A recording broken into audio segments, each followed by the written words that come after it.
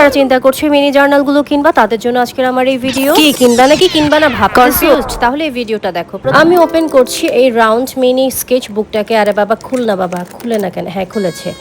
তো এটা এখন আমি তোমাদেরকে দেখাবো যেটার ভিতরে পেজ কোয়ালিটিটা কেমন। উপর থেকে দেখতে তো বেশ সুন্দর, বেশ ফিটফাট। এখন ভিতরের কি অবস্থা চলো দেখি। তো ভেতরের পেজ কোয়ালিটিটা আমি যেটা দেখলাম, পেজ কোয়ালিটি ভালোই, মোটা আছে, খসখসে। এখানে তোমরা পেন্সিল স্কেচ থেকে শুরু করে acrylic, gouache, water colour, poster colour সব কালারই করতে পারবে। এবং যদি এক পেজের কালার অন্য পেজে চলে না আসে তাহলে তোমরা এপি টুপির 2 পেজে আর্ট করতে পারবে। সেক্ষেত্রে তোমরা এখানে 15টা পেজে মোট 30টা আর্ট করতে পারবা। সো এটা সেদিক থেকে মোটামুটি ওয়ার্থ ইট বলা যায়। তো পরবর্তীতে যেটা ওপেন করছি সেটা হচ্ছে ব্লোজম জার্নাল বা পেজ, যেটাই তোমরা বলো না কেন, এক একজন তো এক এক নামে বলে। এটাকে তো শখ করে মানুষ অনেক নামে ডাকে। তো ওপেন করছি।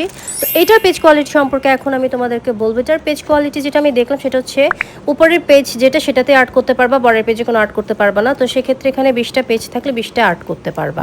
তো সেদিক থেকে এটা একটু কম অর্থ লেগেছে, বাট এমনি তো অনেক কিউট, দেখতে ভালো, শখ করে কিনলে কিনতেই পারো। তো আজকে এই পর্যন্তই, ভালো থেকো সবাই।